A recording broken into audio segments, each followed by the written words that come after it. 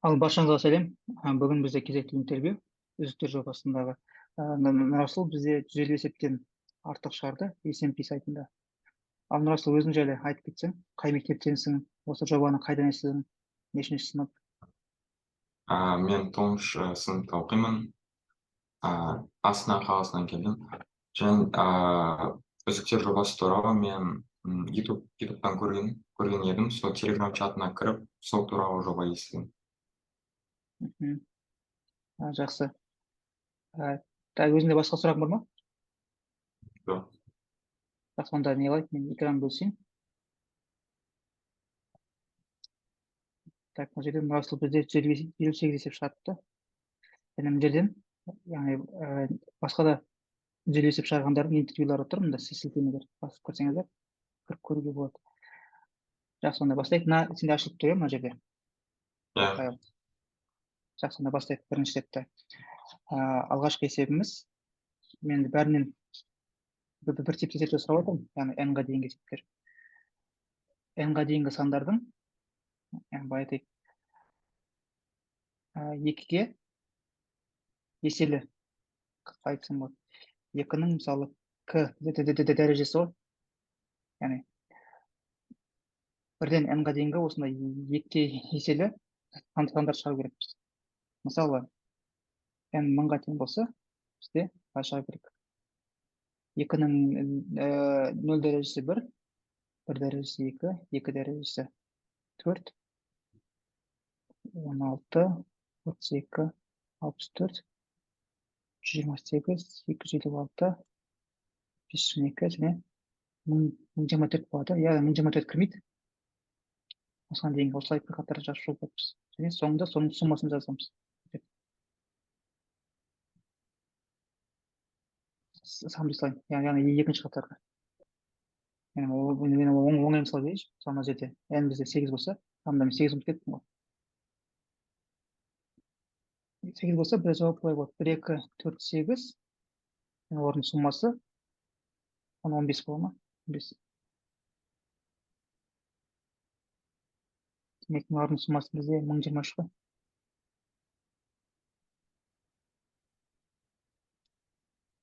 Қараймын ба?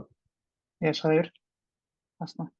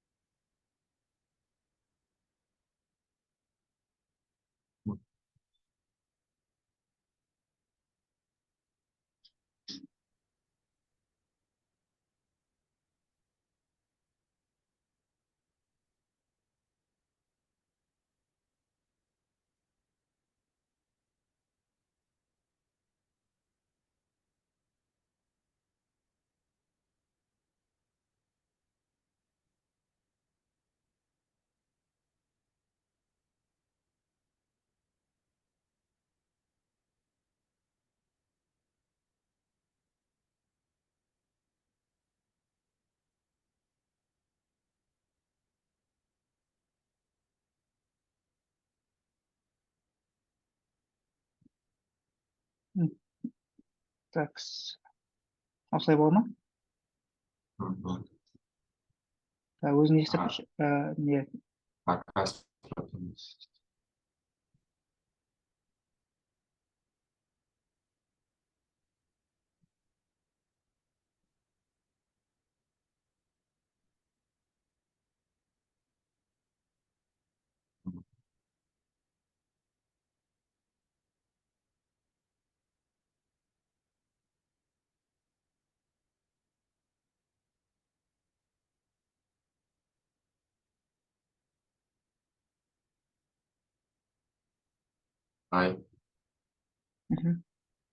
Просто уайымдап тұрмын да. Жоқ, негізі жаңа жазған негізі былай айту болды. Жақын болды жауапқа. Алдындағы жазған. Қайтадан жазып шықшы, алдындағы бұрын. Осы жерде сәл бір нәрсе өзгерту керек болды да, осы жерде сенде. Яғни сен мысалы осы жерден істеп көрші. Мысалы n 8 деп көр да, қайтып шығады жауап сенде. Ойлашы, егер 8-ден сенде бірінші ай сенде 0 болады, яғни 1 шығарады. Ары қарай ай сенде 1 болады. бірдің квадратын шығарады сенде. Бірдің квадраты сенде неше сенде? бір. Бірдің квадраты бір. Ана жерде мынау. Бірінші нөл болады ғой. Нөл, бір, екінің квадраты төрт, үштің квадраты тоғыз, төрттің квадраты 16. Сенде басқа шығып кетіп отыр. Сен сәл бір нәрсені ауыстырып жүрдің да осы жерде. Мына жерде.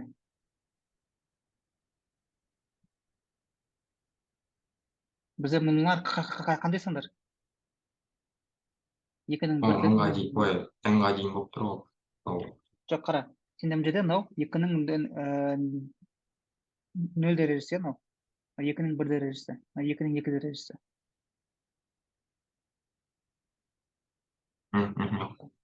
Көрдіңіз, мына екінің, яғни осылай жазу керек саған. Бірақ мына жерде енді тағы бір қате бар сенде. Бір деп шығады, сосын осыны деп қой, осында.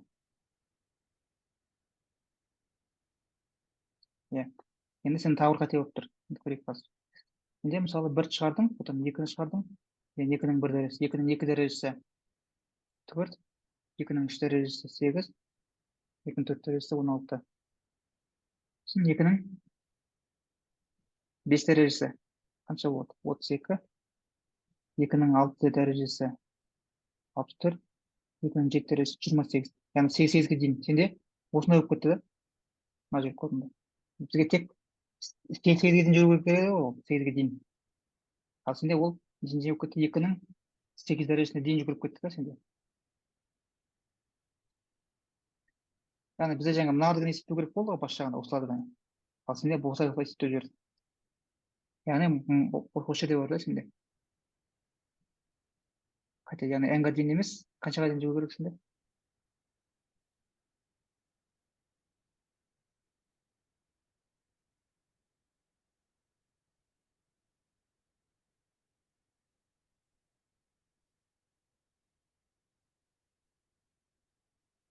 Мынаны арасын ашып қою керек былай.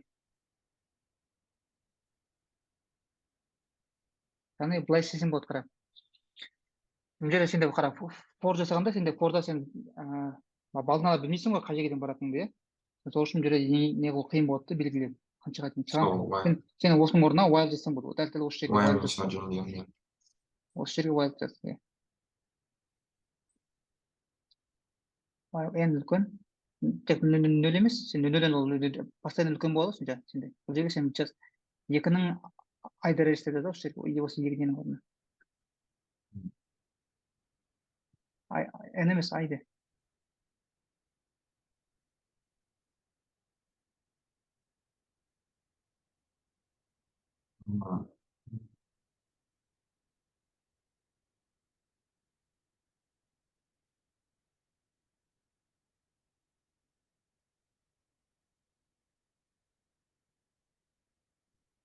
Так, күте тұр. Сен мынаның бір несін алып тастадың ғой. Асық қойсай сен. Қара, мына жерде.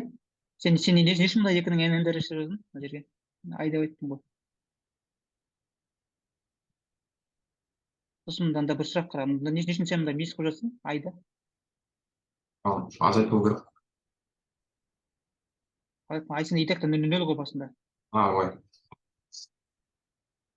Сен мынадан кейін көтересің, ең соңына көтересің, ең соңында.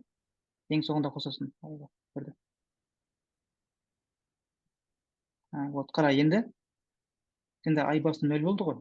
Яғни n үлкен. Яғни сен мына жерге тек үлкен емес, не деп жазу керексің? Үлкен жаңа тең деп. Сенде мынау соңғысын кірмей қалды, осыны есептемей қойды. Үлкен жаңа. Үлкен жаңа тең дегенді осылай жаза ма?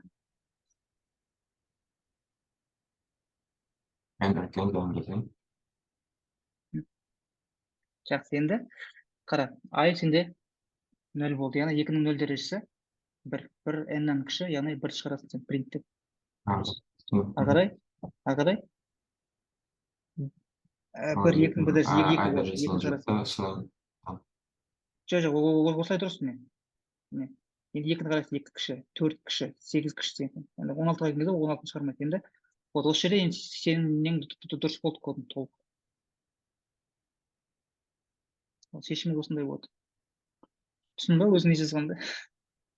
Я просто уайымдап кеттім. Жоқ, уайымдама, бұл жай не ғой. Сондай болады. Сен анау яғни бірінші рет қатысып отырсың осында. Енді осы Да. оқушы кезінде осындай көп қатыса берсең, кейін студент кезде де там жұмысқа тұратын кезде де уже не болады андай қарапайым нәрсе болып қабылдайсың да осындай интервьюлар. Осындай жас кезден қатыса берсең. Жаман емес негізі. Негізі басында сен бірден дұрыс бастадың да, потом бірақ өз өзіңе андай кішкене уайымдап қобалжып өшіп тұрдың да. Соны сәл өз мен саған айттым ғой жаңа алдында. Шешім жазасың, егер не болса біз көмектесіп береміз ары қарай. Ең бастысы өзің дұрыс ойлап, дұрыс не алсаң болды. Есептің берілген түсініп. Жақсы, ары қарай екінші сәтке берейін. Екінші сәт бізде мынандай не бар. Мынандай сөз бар. Сөзде не былай істейік. Қанша дауысты дыбыс бар, соларды шығару керек бізге. Дауысты дыбыстар бар. Мысалы А, Е, И, О, У ғой. Осылардан қанша бар, соларды шығаршы. Мына жерде бізде үшеу бар, иә, мына жерде. Жауап үш болады. Енді келесі бір сөз айтып мысалы, үздіктер деп айтайын, үздіктер. Мына жерде бізде У бар, И бар, Е бар. Бұл жерде тоже жауап үш болады. Не түсінікті ма сұрақ? Да, түсінікті. Осыны жазып көр.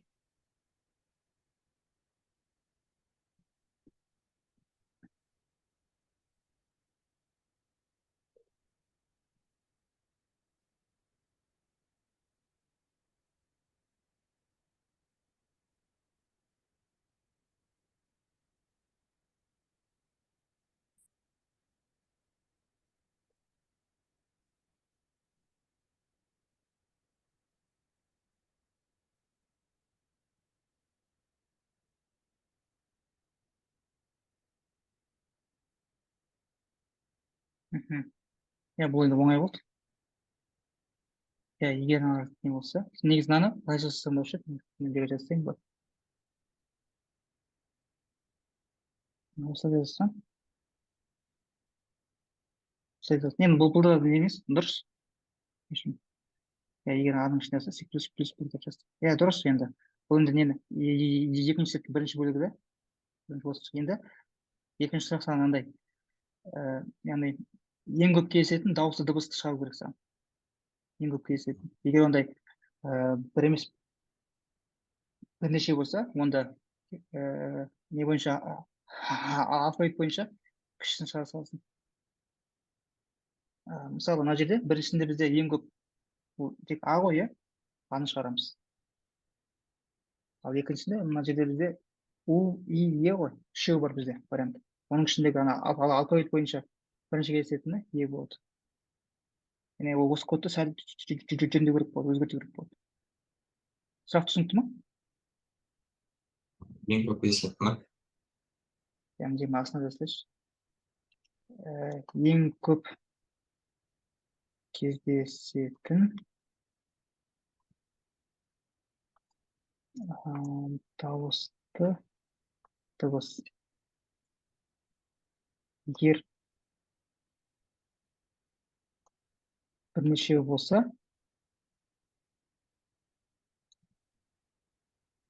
алфавит бойынша кішісін шығар.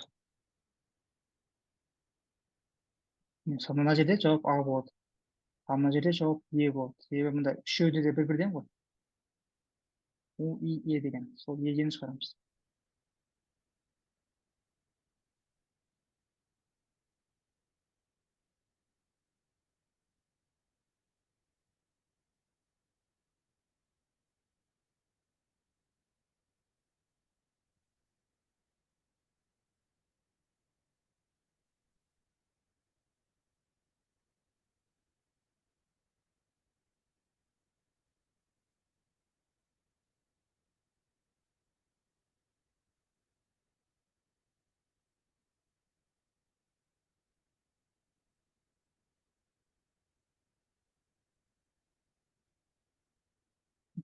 Каунтер қолданасың, иә. Ол дұрыс. Ары қарай бізде бес ақ не бар.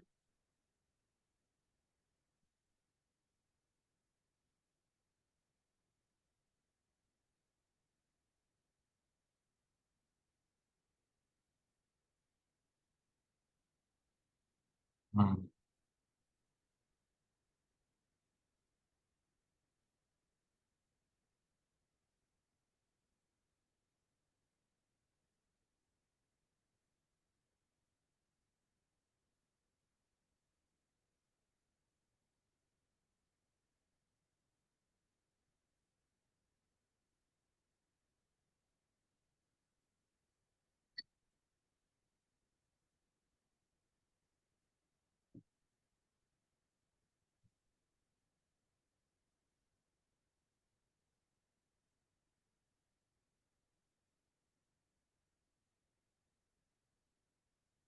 Так вот сен мына жерде не болады, бәрін санап алдың. м. Ой, сауалда вот соны. Ары қарай тек осы бесеуінің ішінен максимум қайсысы, соны шығарасың. Осы.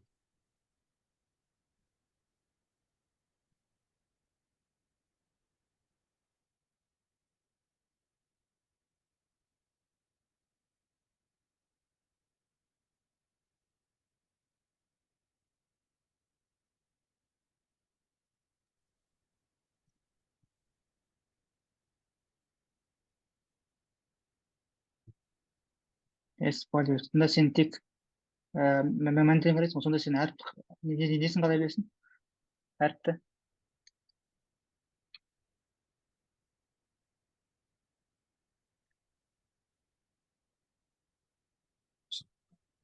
А,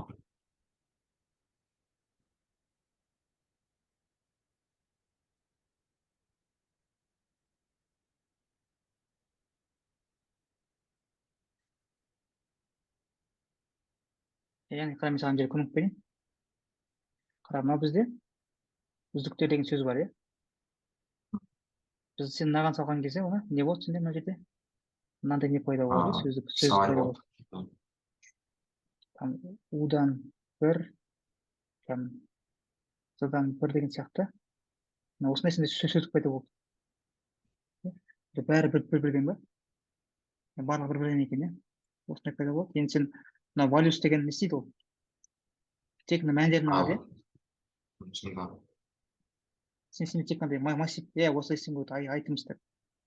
Айтым, с деген қоспай.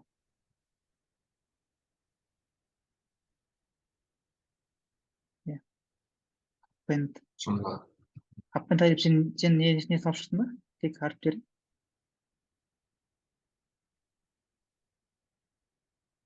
Максимум. Жоқ, карташы, мен сұрақ қандай болды сенен сұрақ? Ең көп кездесетін дауысты дыбыс.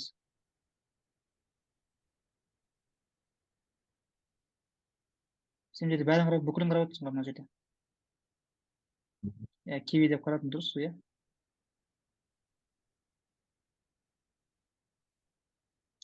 Макс.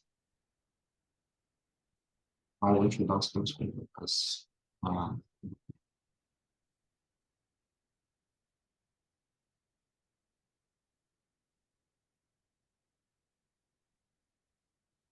Сен мен түсіндім, бірақ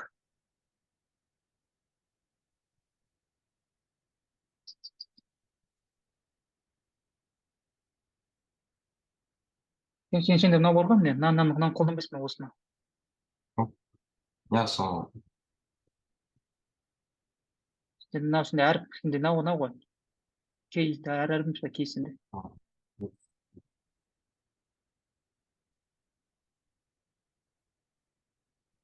Иә, сөйтіп қоясың. Иә, аппен тек қана дауысты дыбыстар салдың, сосын макс дегенде жерде сенде былай ғой, әріппен бірге қасына несін шығарып береді ғой, саған санын шығарып береді ғой мына жерде, макс дегенде. Саған тек әріп керек.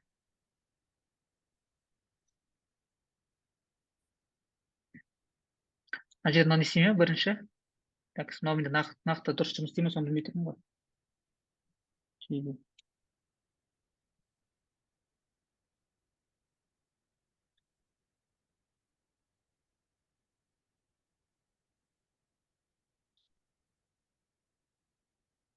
Негізі идеяң дұрыс болып тұр, логика. Мына жерде мынау максимум, яғни мына жерде сен значит некенің орнын ауыстыру керексің. Ол бірінші немен салыстыру керек қой, не бойынша, валю бойынша. Бірақ мен мынаған кішкене тұрдым да. Сен бұрын осы практиканы істеп көріп пе едің осылай макс деп Ja, шара ма нас жоқ па?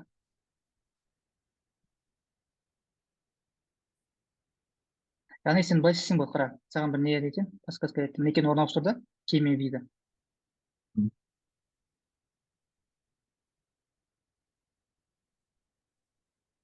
Вот, ауыстырасың, бірақ одан кейін астынан мына жерге өлшемді не істейсің, мынау. Там c.sort деген бар, sort деген бар ғой. Бірақ макс деген содан не істеп тұр ғой. Бірақ мынаны нені тексеріп көру керек екен, нақты дұрыс істей ме істемей ме. Енді басқаша енді мынау енді дұрыс шығар, бірақ менің ойым мынандай да саған. Былай істеп көрген дұрыс сияқты кішкене. Қара, сен жауабымды айтайын да, мысалы мен былай жазып қойшы. Результат бізде басында ойлайық. Пустой болсын результат. Иә? Сендегі несі value мысалы 0 болсын басында. 0. Сен қарайсың, егер сен мына value сенде мынадан үлкен болса, онда value'дың орнына осыны жазасың да, әріптің орнына мынаны жазасың, key жазасың. То есть мына append'тің орнына append қолданып керек емес. Сонда сен тек қана мына жерге сен print result деп шығара саласың да.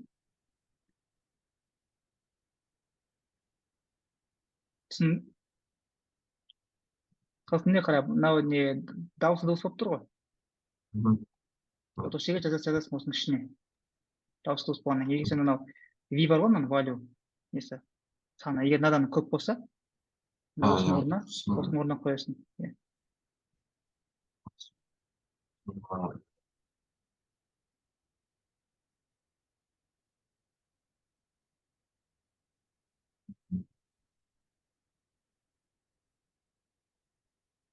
Орнына түсірсең екен. v бар емес.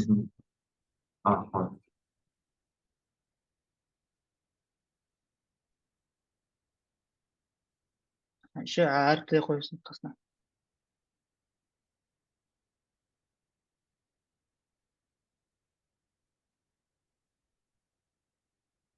Yani append'тер керек емес астында. Сен тек қана результат шығара саласың.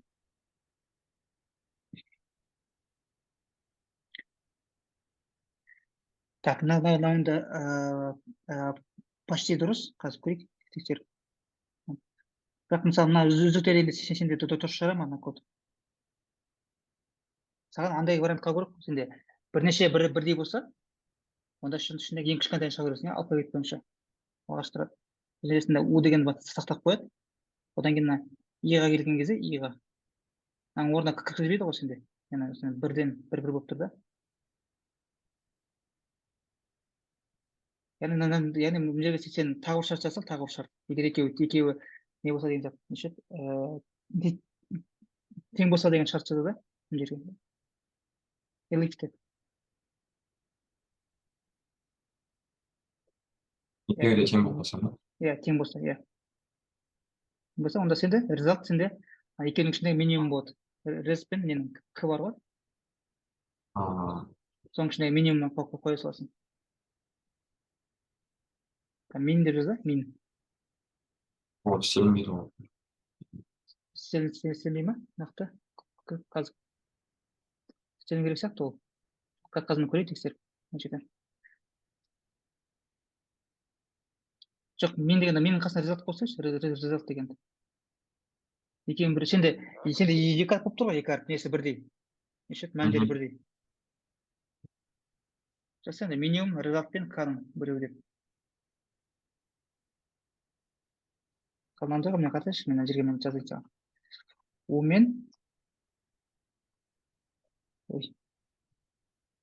мен ай болса, қайсы минимум бізде? Ай ғой. Сондықтан саған результат пен к-ның ішінде минимум аласың. Яғни мәндері бірдей болса, әріпке минимум жазасың деп тұрмын.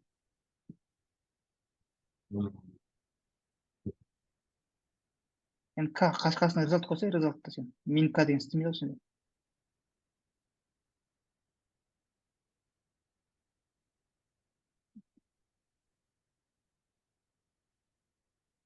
Сенде екі әріп бар, екі әріптің минимум жазасың ғой мына жерге.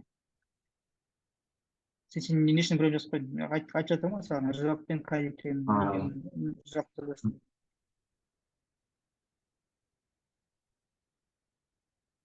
қазір мен мына жерге тексеріп қояйын. Код посты.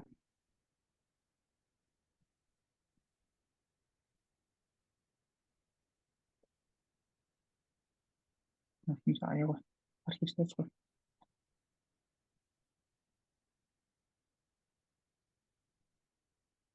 Так, енді осы енді дұрыс істеу керек. Қазір мен көрейін. Результат деген дұрыс істей ме?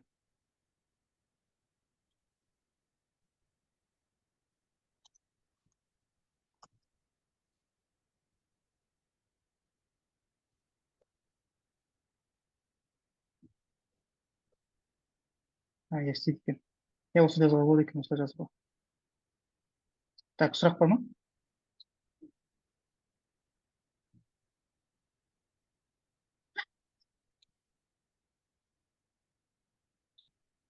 естіліп тұр ма дауысым?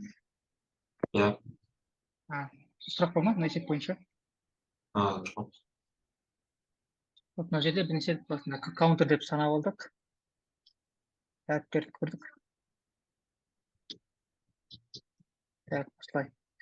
Так, онда бізде келесілікке не істейік? Просто мен саған ауызша қоя салайын, ауызша жауап бере сал.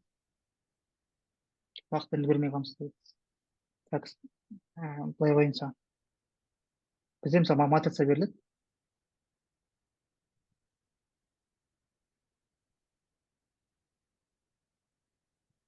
Бізге бұны былай жазу керекпіз. Мына бірінші қатарын керісінше, екінші қатарын сол қалыпта, үшінші қатарын, яғни тақ қатарларын керісінше, жұп қатарын сол қалпында қалдыру керек. Яғни осыны қалай жазамыз осыны? Ауызша айту керек. Ауызша айтар, егер жазу оңай болса, жаза сал тезірек. Егер не жетсе, уақыт жетсе.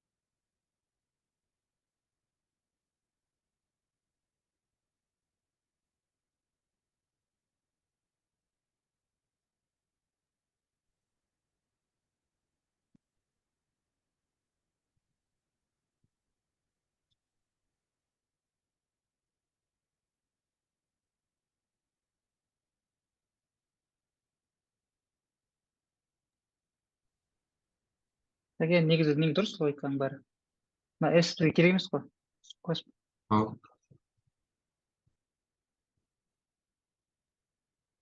S деген айнымалы керегі жоқ қой бізге.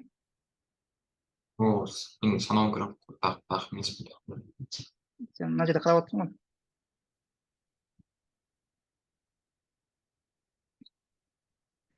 Мына жерде, иә, мына жерде мынау Аға ар дейсің болады, Аны.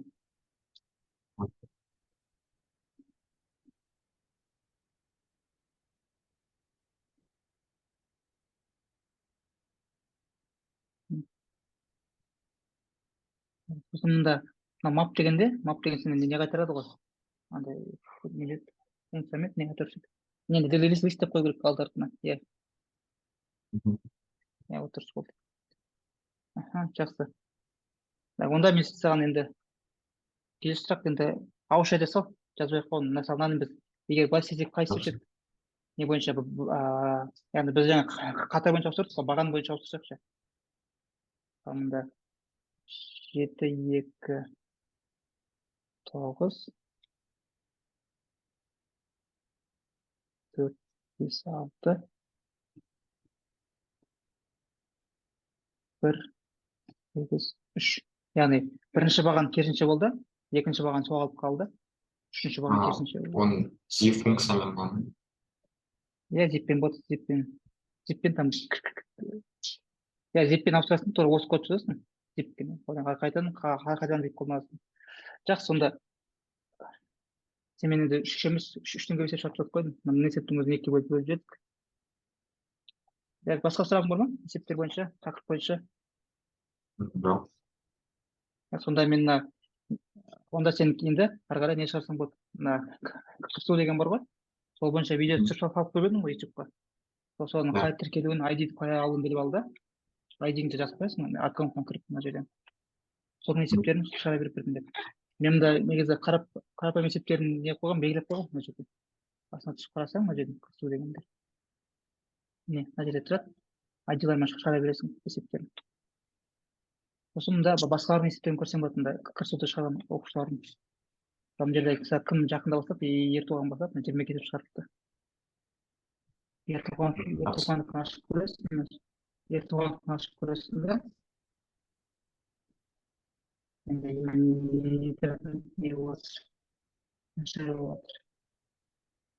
Төмен түсіріп, онdan ертең бұрасын қосқым. Айтасыңыз, ағайшылы. Ол мына жерден, ол жерден. 4, 15. Не, мына жерінде галочка тұр ғой, үш жерден қарап, есептерін шығара берсең болады. Кім қай есеп шығарды, шығармады деген сияқты. Сұрақ болса чатта қоя бересің ба?